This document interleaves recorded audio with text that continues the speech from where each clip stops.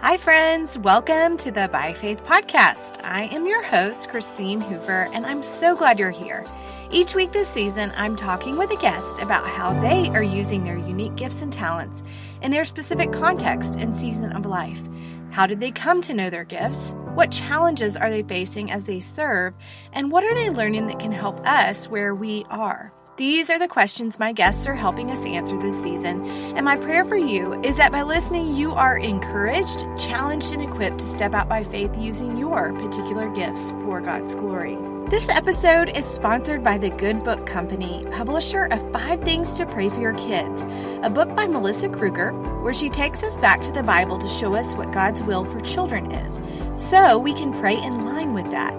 She selects 21 key areas of spiritual growth and character development, and for each one there are 5 short prayer prompts drawn straight from the Bible. For more information about this wonderful book by my friend Melissa Kruger, 5 Things to Pray for Your Kids, go to thegoodbook.com. Friends, in the last episode, Caroline Cobb shared how she's using her creative and artistic talents to serve the Lord, and I hope you've had a chance to listen to some of her music since then. On today's episode, I've invited Christie Purifoy to share about her ministry of what she calls placemaking, which she's written about in her book, Placemaker, Cultivating Places of Comfort, Beauty, and Peace. You may be wondering what placemaking actually is, and I'm so glad you asked. Christie shares how placemaking is so much more than decorating or entertaining or hospitality, but is a way of cultivating a sense of home and place in a way that loves God and our neighbors. Christie has lived in city high-rise buildings, dorm rooms, apartments, and now a farmhouse with her family. And in each place, she's learned more of what it means to cultivate beauty. I asked her why beauty isn't frivolous, because doesn't it sometimes feel that way? And also, what can we do if we are discontent where we live, or we're nervous to open up our spaces to others? You're going to love this conversation today and find it so helpful. So friends, here is my conversation with Christie Purifoy. I'm so excited to welcome Christie Purifoy to the By Faith podcast today. Welcome, Christie. Oh, thank you, Christine. It is so good to be here with you. I cannot wait to hear more of your story. I have checked you out online, and I'm excited about this new book you have coming out. So I would love first, though, for you to tell us about you and your family. Sure. Well, I'm a wife. I'm a mom. I have 4 kids, 2 girls and 2 boys, and we live in an old red brick farmhouse in southeastern Pennsylvania, so not too far from Philadelphia. I'm a writer, I'm a gardener, and I call myself a placemaker, and that's what this book is all about. Yeah, well, I want to know what you mean by that word, because I have an idea in my mind, but I want to know what you think. What does placemaker mean? Right. Isn't it a great word? I feel like right away it stirs up ideas in people, and I think that's great. So if someone else has ideas about what that means, go with it. But I think what I mean when I say placemaker is I really wanted a term that was bigger than a word like homemaker, to sort of encompass the idea of keeping a home and keeping a place. But I wanted a word that could be for men or women. It could be for people who work outside the home or inside the home, whatever their working life looks like. And placemaking for me is all about loving a place well and sinking your roots deep into the soil, whether you're going to live there for 6 months or 6 years or maybe 6 decades. However long you're going to be there, I think we can all be placemakers as we love the places that God has made before us, and as we partner with Him to take care of those places and shape them and make them more beautiful and more welcoming for other people. Mm-hmm. That's beautiful. So how are you specifically doing that? I'm trying to envision, what does that look like for you in your red brick farmhouse in Pennsylvania? Exactly. Well, and I'll tell you, it looks like one thing today in this old farmhouse, but it has looked like a lot of different things over the years. My husband, Jonathan, and I have lived in many different places. We have lived in city high-rise apartments. I can remember living in dorm rooms. We lived in apartment buildings together, and now we live in this old farmhouse. So what that means for us is a lot of gardening, a lot of just opening the door to guests.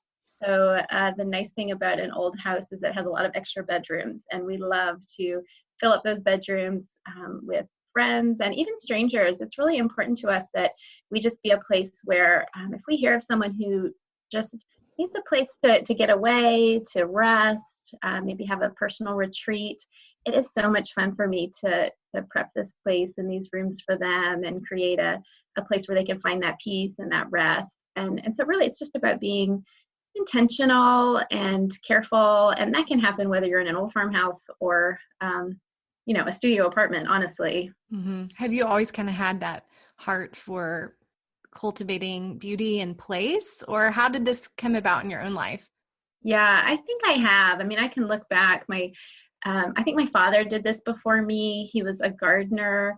The house was he worked in ministry, but the house was really a hobby of his. I can remember him picking out wallpaper for the front hall. Oh. I can remember him building like the back deck. He built a little playhouse for me and my sisters. He grew roses. And at that time growing up, I never would have guessed that I would follow in his footsteps. But I think all of that really did sink in and give me a vision for what home could be and how you can share your home with other people. Home wasn't just for us and the immediate family, but it was for lots of other people. And that was a really great example that I got to witness in his life. So actually the book Placemaker is dedicated to my dad. Oh, that's great. Yeah. Those are things I don't think you appreciate whenever you're little, whenever you're younger. You're just like, go, go, go. And I want to grow up and be these things and achieve these things. And then you see your parents a little differently when you become an adult, right? And you see, oh, my dad was doing this in my life and I didn't even appreciate it. Yes, it's so true. And it was actually really in the act of writing these stories and sort of thinking back to my past that it really became more clear to me that this was a part of my family heritage that I hadn't really recognized that before. And telling the stories, that became much more clear. Mm-hmm. So yeah, I think it's been a natural bent for me for a long time. But in writing this book, my goal was really to inspire people, whether it's your natural bent or not, whether you're a homebody or a world traveler, whether picking out wallpaper sounds fun or like a nightmare. Whoever you are, I think we all have this longing for home, and we have this longing for places of peace, places of comfort, places where we can rest. And so even if it's not your natural bent, I think leaning into that,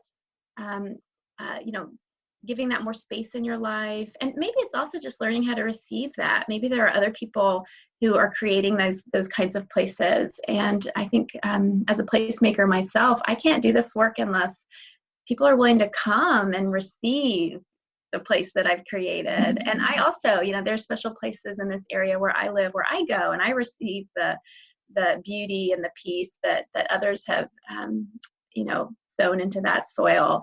So, sometimes it's the doing of it, and sometimes it's just the being blessed by it and the receiving it. But I hope the book at least helps people to begin to see it. Like, oh, there is this thing. Our God cares for places and loves places, and we're made in his image, and we can do that too. Mm-hmm.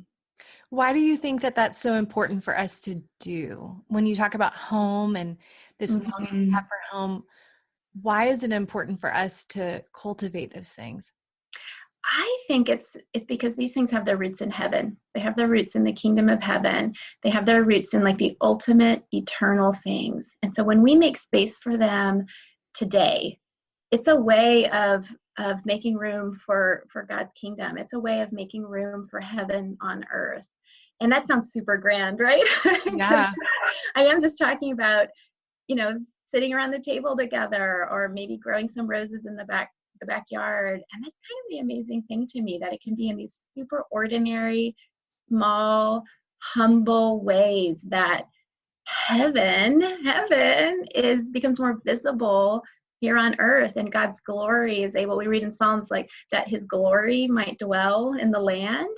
And I think placemaking is a way of making space for God's glory to really be visible in our midst. Mm-hmm. So it's both small and humble, and also pretty big. Mm-hmm. I want to wrap my mind around how I can make sure that if I'm placemaking, that it's not from a selfish perspective. It's not about me, but I love how you talked earlier about that it's for others, that you're welcoming them into your space and your place, and it's for their profit and their good. how can we distinguish that between the selfish placemaking and selfless placemaking? Oh, it's such a good question. And I feel like that's the work of a lifetime in some ways. I mean, that's so much about growing and maturing in Christ and becoming more like Christ. And it's been a process for me. And that was a big part of the stories I tell in this book, is that in the early days, my placemaking often was really selfish, and it was prideful as well. It was this sense of, I know what's best. I know what other people want. I know what this place needs. I do a lot of, I actually tell a lot of stories about nature and trees. And so each chapter is centered around a particular tree that grew in one of the places where we lived. And one thing that I learned from the trees is that quite often nature and the places that God has made, they're actually better off without our intervention. And that was very humbling for me to discover, because especially as a gardener, I think, I can just go in and make any place better. And so it's been a humbling process to realize that that often I make mistakes. I do things badly. I don't understand what people really need or what a place is really about. And so, but I think if we approach it all with humility, if we approach it all just with love, hey, I'm doing this because I love other people and I love this place where God has set me, then I think that's a good foundation. And then really just knowing we will do it badly. We will make mistakes. But if that's our foundation, that foundation of love and humility, then we're at least off to a good start, I think. That's, I think, especially good word for thinking about cultivating within our community, not just our home, but yes. our community. Do you have thoughts about that? Oh, absolutely. I think placemaking, it might, in the smallest kernel of it, be about what's happening in our own kitchen, but then it's about our neighborhood, our town, or our city. A really transformative experience for me was the 10 years that I spent living in Chicago on the South Side, in very close proximity with my neighbors and my community. And oh my goodness, I'm so grateful for those years. I learned so much. And I think in a space like that, it's maybe a little bit easier to recognize that the way we take care of, say, our own front door, our own front stoop, implicates a lot of other people. It's easier maybe in the country or the suburbs to think that we are less interdependent than we are. But we're like the trees in the forest, right? We are all in this together. No man is an island and all of that. And so placemaking, while it might have its heart in the home, it is ultimately, I think, it's something that encompasses the whole earth, the whole globe, the whole world that God so loved, right? Mm-hmm. So yeah, that's a great point. So how did you see that when you were living in Chicago? What does taking care of your front stoop mean to your neighbors and your community? Yeah, one thing is that in a place like that, so many of the buildings, the sidewalks, the streets, they're so old. They've been there a long time. And so it's much harder to be under this illusion of, this place is all about me, because you come into a place that has been so clearly shaped by many generations before. Mm-hmm. And then it's just also, I think, in the dynamics of how you often live in the city. So we owned a condo that was in a building that had six condos or six apartments together. So we owned our own little portion of it, but then we jointly owned the whole building. So we made decisions together about when it was time to put a new roof on the building, or what temperature to set our boiler at. And those are really important that you're just making with your neighbors. And so I really think a big part of placemaking is being a good neighbor. And that's wherever we live. We all have neighbors. But in the city, we live really, tightly with those neighbors. I became a gardener in Chicago, and I did that through a community garden. We would rent like a little, what was it, like 10 by 10 feet, maybe, just a little plot on a vacant city lot. And just, garden side by side. And that meant that you were there, sure, you were growing your own little tomatoes, but you were also keeping an eye on your neighbor's tomatoes. And so I think, there's parallels to all the different ways we live, but the lessons I learned in the city were, I feel like, pretty intensive lessons about placemaking and being a good neighbor and so on. Yeah, I'm sure. I'm thinking Chicago is an interesting place to start gardening. Right? Yeah, I didn't expect it. The winter seems, I mean, I've never lived in Chicago, but it seems like it'd be really long and really hard to grow good tomatoes. Yeah, it wasn't easy, and I failed more than I succeeded. And at a certain point, we lived in a little apartment that had a back.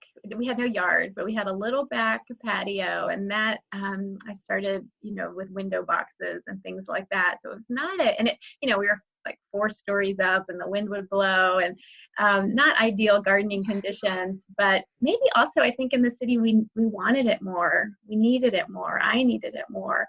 There was so much noise and concrete all around, and it was that desire, I think, that the city really fueled, that probably spurred me on. Is that why you started? Because you were around concrete so much that you wanted? I think so. You appreciate trees, for example, much more when there's just the one tree maybe across the street from your building that you get to watch change with the seasons. And now I live in a place with just an absolute abundance of trees. But I think those years of not having so much probably did, shape my perspective. Mm-hmm. So how did y'all end up in Pennsylvania then? So we moved from Chicago to Florida, and that was a very hard move for us because we no longer lived around the seasons. And we learned in Florida how important the shifting seasons were for us. And so during those years in Florida, the dream of going back to the seasons, living in a way that was somehow more rooted with the ground under our feet. It was not having those things that really made us realize how much they meant to us. I started to realize that I really was a homebody. But one thing about Florida is that, it's always kind of the same outside. It's always hot and sunny for the most part. And I started to realize that as a homebody, I love to live somewhere where the world almost changes around me. Now that I live in Pennsylvania, the different seasons, the world is sort of always shifting around me. So I think if I had stayed in Florida, I would have needed to just travel more maybe. But in Pennsylvania, I get to stay home and watch things just change around me. So yeah, that's really where our farmhouse dream began to grow. And that was a dream of hospitality. It was a dream of gardening. It was a dream of really caring for a place. And it was quite a faith journey to get from there to here. It hasn't been easy, but I think having a vision like that is, it really carries you through the lean times, the hard times, the winter seasons. And we're still watching the vision being realized. We haven't arrived yet. How long have y'all lived there? We've been here 6 years. And, so it's interesting. When we moved here 6 years, it was a kind of beginning and an end. We had arrived, but we were also arriving at the beginning of something new. And that's the journey that we've been on for 6 years, slowly restoring this place, building the gardens, welcoming people. We recently built a black barn. Actually, we had a kind of Amish barn raising, and some local Amish barn builders came and built this barn for us. And we've started hosting larger gatherings under those barn beams. And that too is just another part of the dream slowly being realized. And it's exciting to see. So interesting.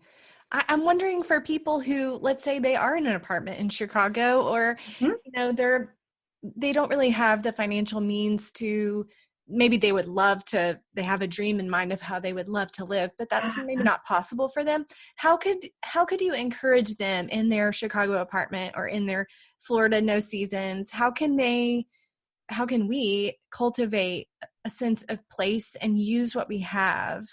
Oh, such a good question. Yes, and that really is just near and dear to my heart, because I think it often if we aim for those big expensive things, it can backfire. So placemaking is not about granite countertops or new flooring in your kitchen, or even owning your own home. It's not about those things. I think it really emerges in the smallest touches, and it's the small things that that help others really see a place and experience a place. So what am I talking about? I tell a story in the book about in Chicago, the winters are so long, and I was so starved for green grass and green growing things that I actually started growing grass seed on the windowsill, like in old yogurt containers. And You're desperate when you're doing that. Desperate. And I would snip it with scissors, and then it would smell all like fresh green grass, and I would rub my hands over it. So it might be something kind of crazy like that, or it's lighting a candle at dinner time. It's taking the time to maybe set out some cloth napkins that you picked up at the thrift store. It is the smallest possible things, but the things that it really is those things that I think fill a home with peace. It's quiet. It's turning off the TV and looking at your friend or your neighbor face to face. And so it doesn't have to be expensive. It doesn't have to be complicated. And in fact, those things can often get in the way of the kind of community and loving relationships that we can have in our places when we take time to take care of them. So lots of stories of the little things in Placemaker. Mm-hmm. I love that, because what you're saying is this is a way of loving God and reflecting back to him who he is. And this is a way of loving people.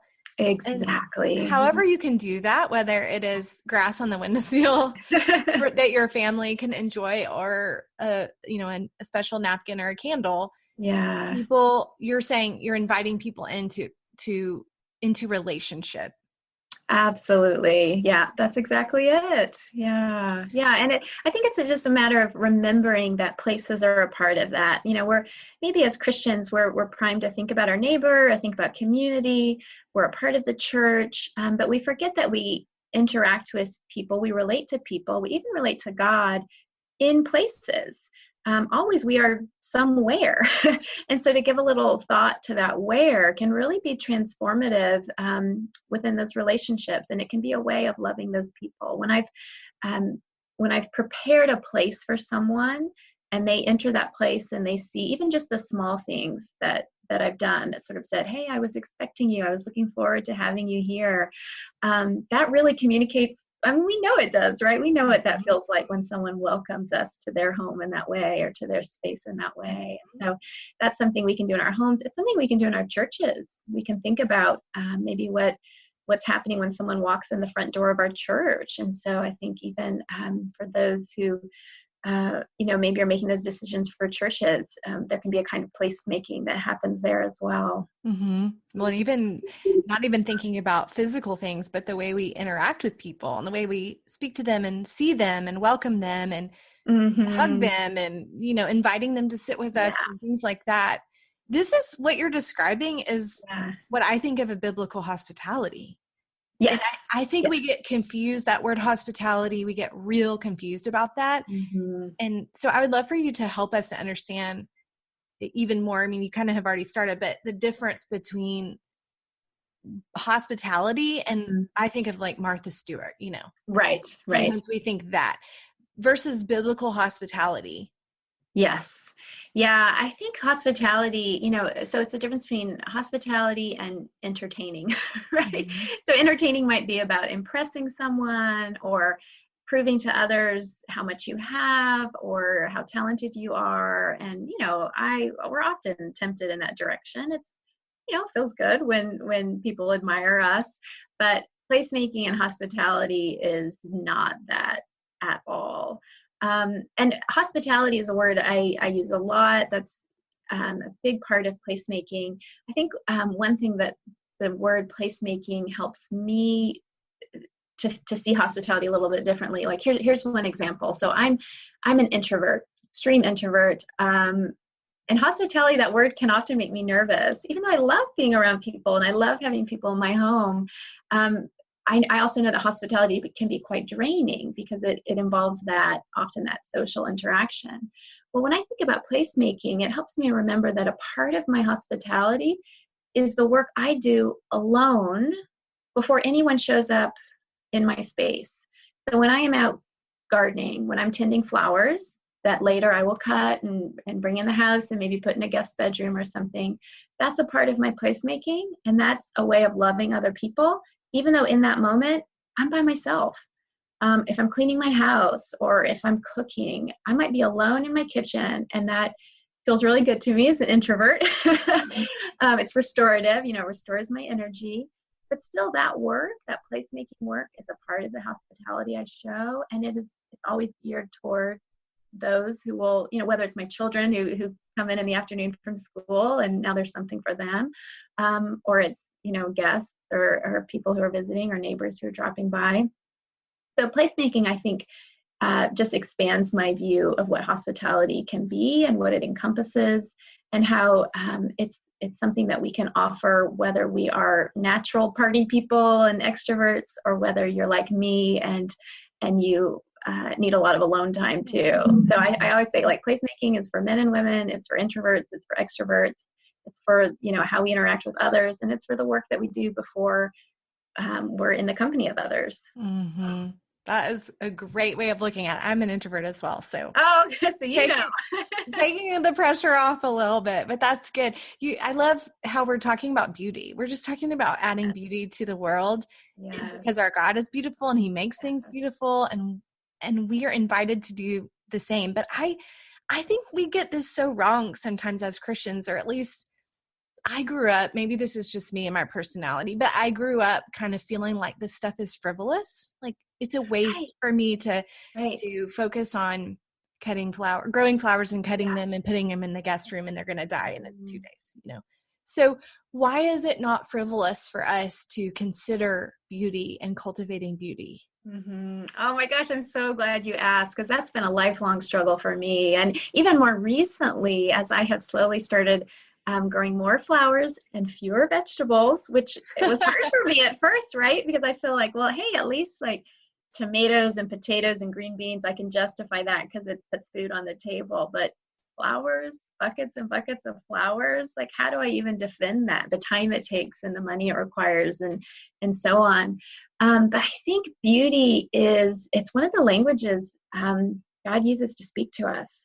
It is absolutely a part of who he is and how he's made us and this creation, that this earth that he has made. And so when we participate in that by cultivating beauty, we are participating in something that God loves, and a place where God meets us. I think it's a way, when we add beauty into the world, again, it's that, that his glory may dwell in the land. We are helping others to see what we see. Like, we know how beautiful God is, and we understand that all the beauty around us is of his making. And we get to be a part of that. So I think, I'm learning just how important it is. I'm learning that it's not this extra thing, but it is, it's really integral to who God is and how he relates to us. And I think we miss out on a lot, and actually probably miss out on some really essential things if we are always kind of pushing it to the bottom of the list or pushing it to the edges of our life. Oh, I absolutely agree. And I think it may be even becoming more important in this time of technology and what we look at and what we give our time and energy and our hearts to. It's often very man-made, very shallow, and we need this depth and this beauty to remind us of who God is, more so than ever, I think. Oh my goodness, you're so right. I was just reading something recently that reminded me how, ancient people, all the people that we read about in scripture, would have walked out every night and just and been underneath just this pressing weight of incredible stars and the Milky Way and so on. And those are things that we hardly ever see anymore.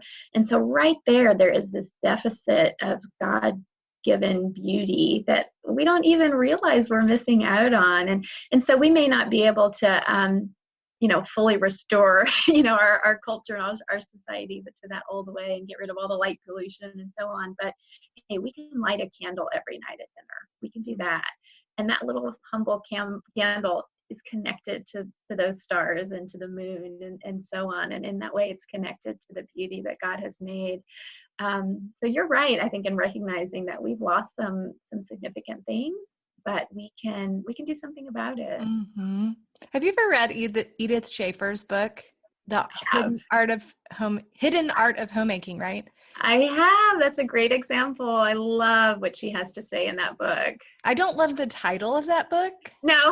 See, that's what I meant with Placemaker. Yeah, I feel like it would probably cause some people to not even pick it up that should. It doesn't give a good idea of what the book is about, but I love how she goes through different types of creativity and talks about how we can use those just in everyday ways. Like if you're a good artist, that you can draw pictures for your child during the sermon to help them understand what is being talked about. And that's a creative way that is intriguing to a child, that can turn them on to God's beauty. And she kind of goes through lots of different examples of that. And I never thought of that before when I read that book. Oh, yeah.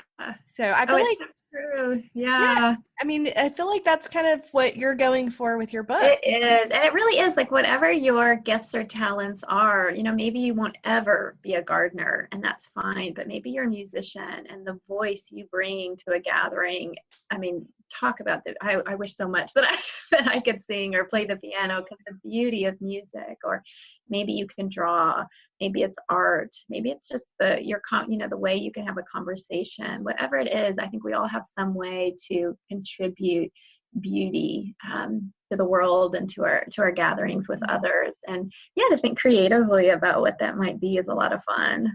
Oh, yeah. So I would love to know from you, since you lived in lots of different places, it sounds like. Yeah. It sounds like you've also kind of met up with some discontent in certain places. So how can we, maybe there's somebody listening who's like, I just don't love where I live.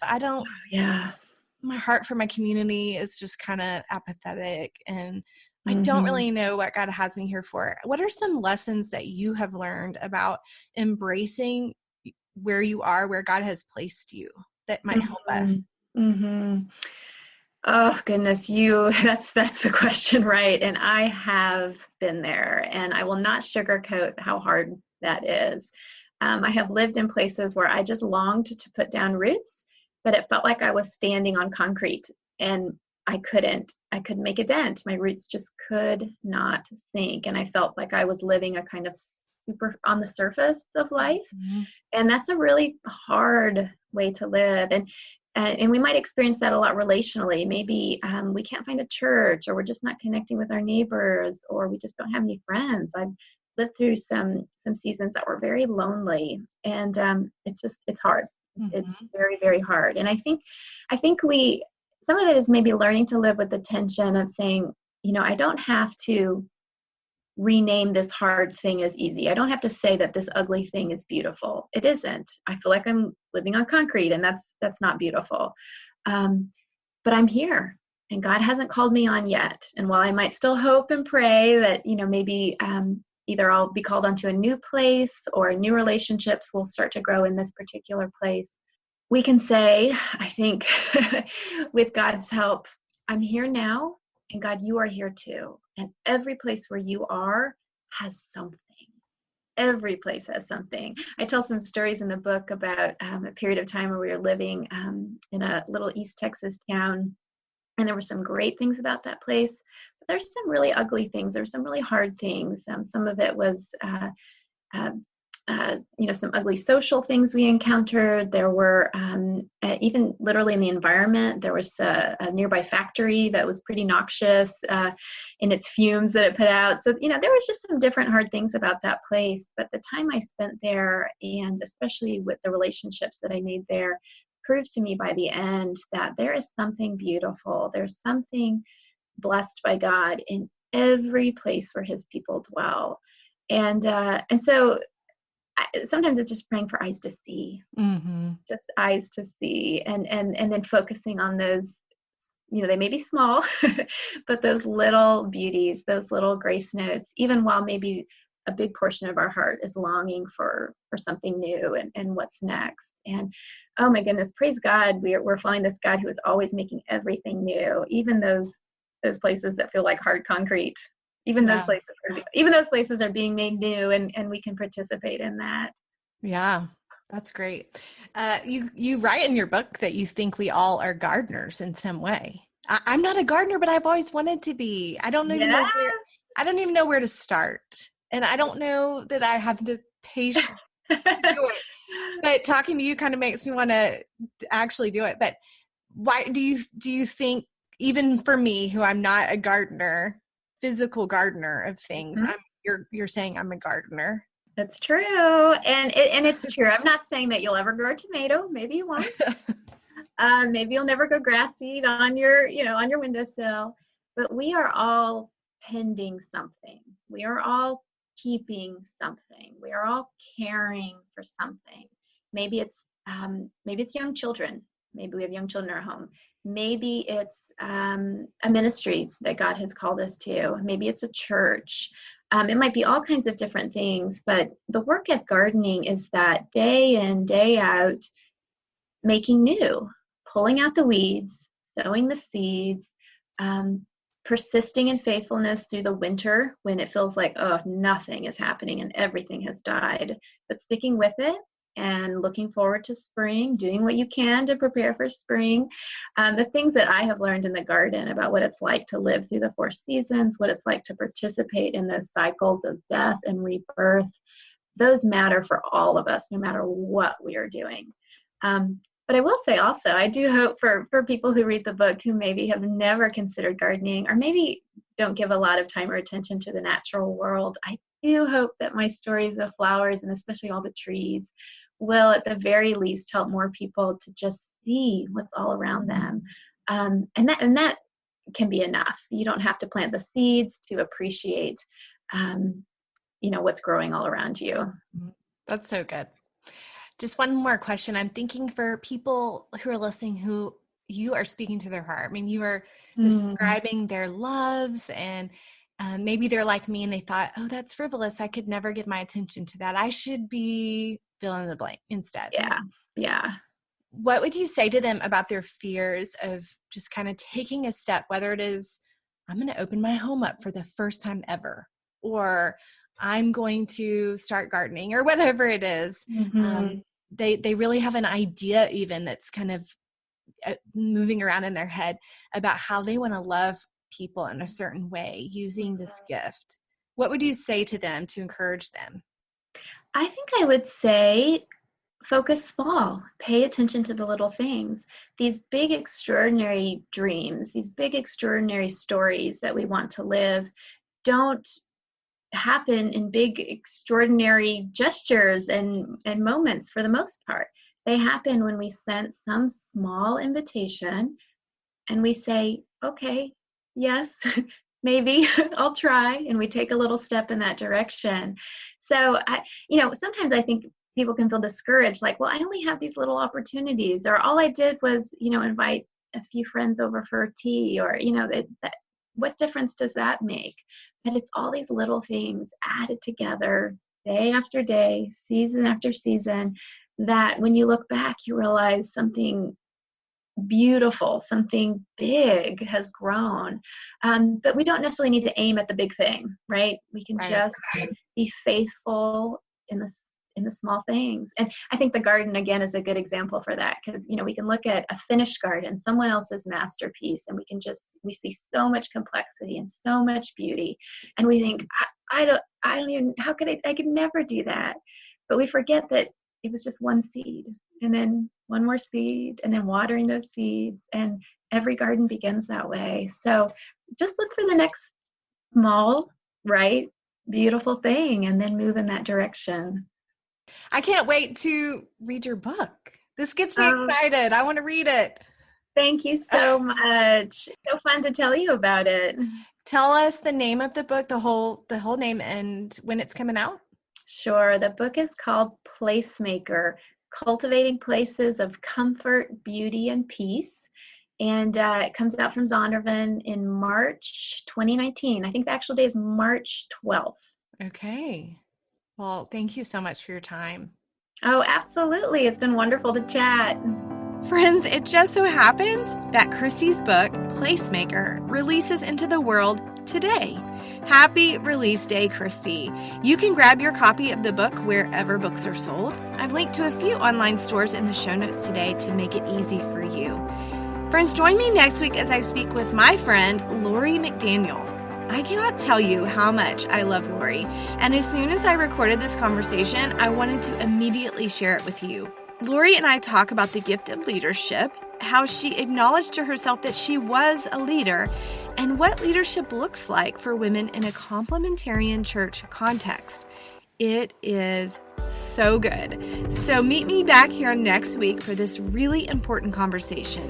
Until then, friends, have a great week and keep walking forward by faith.